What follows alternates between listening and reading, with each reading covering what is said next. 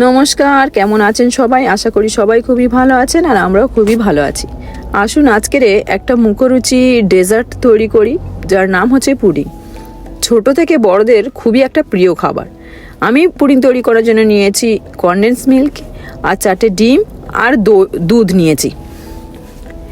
তো এদিকে একটু গরম জল আমি মাইক্রো ওভেনে গরম করতে দেব। তার আগে আমি পাত্রটা দেখে নিলাম যে ঠিক আছে কিনা, জলটা পড়ে যাবে কিনা। আমি যদি ওই পাত্রটা ওর উপরে বসাই, মেপে নিলাম। মেপে ওই মাপটা মানে এই জন্য নেওয়া যাতে আমি যখন ওভেনের মধ্যে দেবো যাতে জলটা উপচে পড়ে না যায়। তো এদিকে আমি জলটা মাইক্রো ওভেনে গরম করতে দেবো 10 মিনিট। কারণ হচ্ছে কি, এটা গরম করতে দিলে পুডিংটা উঠতে মানে যখন ওই পাত্র থেকে তুলবো সহজভাবে উঠে আসবে আর কি। সেই জন্য করে আমি 10 মিনিট ওভেনে গরম করতে দিলাম। 170 ডিগ্রিতে 10 মিনিট গরম করতে দিলাম। তো আমি ওটা স্টার্ট করে দিলাম। আসুন এদিকে পুডিংয়ের যেগুলো ব্যাটারগুলো লাগে সেগুলো তৈরি করে নিই। তো আমি এর মধ্যে একটা একটা করে 4টে ডিম দিয়ে দিয়েছি। ডিম 4টে মিক্সড করার পরে এইরকম হয়েছে। মিক্সড করার পরে আমি এর মধ্যে এখন দেব কনডেন্স মিল্ক। আর এই কনডেন্স মিল্কটা এরকমভাবে কেটে নিয়েছি আমি অলরেডি, নিয়ে এর মধ্যে কনডেন্স মিল্কটা অ্যাড করে দিলাম। আপনারা পারলে যে কোনো কিছু মানে দিয়ে মিল্কটা কেটে অ্যাড করতে পারেন। কনডেন্স মিল্কটা যেখানে সেখানে অ্যাভেলেবেল, আপনারা যে কোনো জায়গাতে কিনতে পারবেন। এটা সঙ্গে দিয়ে দিলাম ওই কনডেন্স মিল্কের মাপের একই মাপের ওটা ভর্তি করে দুধ দিয়ে দিলাম। দুধটা হচ্ছে কি 100% খাঁটি দুধ। তো ওর মধ্যে দিয়ে একসঙ্গে কি করব, এটাকে পুরো মিক্স করতে দেব। এদিকে আসুন একটু সুগার সিরাপ তৈরি করে নিই। সুগার সিরাপটা তৈরি করার ফলে মানে পুডিংটা দেখতেও সুন্দর হয়, খেতেও আরও সুস্বাদু হয়। তো আমি এদিকে মানে সুগার সিরাপটা এরকম হয়েছে, অনেকটা এরকম হওয়ার পরে আমি ভালো করে মানে নাড়াচড়া করার পরে সুগার সিরাপটাও অলরেডি তৈরি হয়ে এসছে। তো আমি যে পাত্রে পুডিং তৈরি করব সেই পাত্রেতে আমি সুগার সিরাপটা ঢেলে দিয়েছি। ঢেলে ওটাকে ভালো করে ঘুরিয়ে যাতে পাত্রের ভেতরটা সব জায়গায় যাতে সুন্দরভাবে মানে সুগার সিরাপটা লেগে যায়। তাহলে কি হবে, ওটাতে খেতেও সুন্দর হবে আর তোলার সময় অনেক ইজি হবে আর দেখতেও খুব সুন্দর হবে।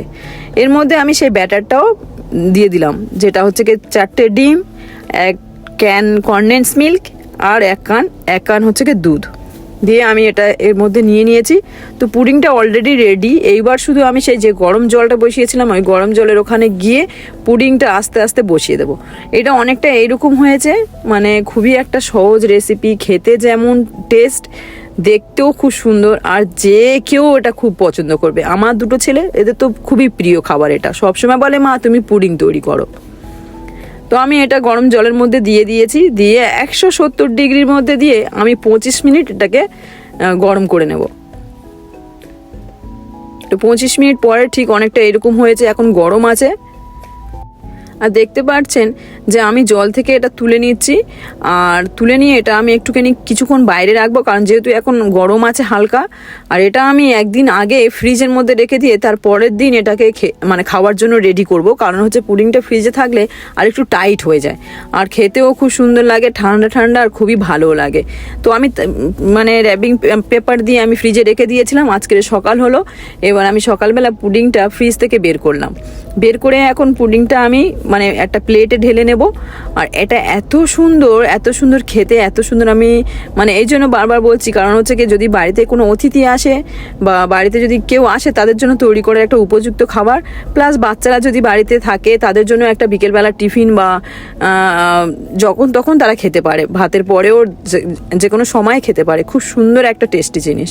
তো আমি এখন এই পাত্রে তো ঢালার পরে ঠিক অনেকটা এইরকম হয়েছে, এত সুন্দর দেখতে, এত সফট আর খেতে ওইরকম খুব সুস্বাদু।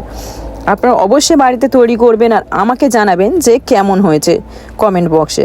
আর অবশ্যই যারা আমার ফেসবুকে আছেন আমার ফেসবুক চ্যানেলটাকে ফলো করে দেবেন, আর যারা আমার ইউটিউবে আছেন আমার ইউটিউব চ্যানেলটাকে সাবস্ক্রাইব করে দেবেন। ভালো থাকবেন, সুস্থ থাকবেন। আমি কাছে থেকে দেখালাম পুডিংটা এইরকম হয়েছে আর খেতে তো আরও খুব সুন্দর হয়েছে। ভালো থাকবেন, সুস্থ থাকবেন। দেখা হচ্ছে পরের ভিডিওতে।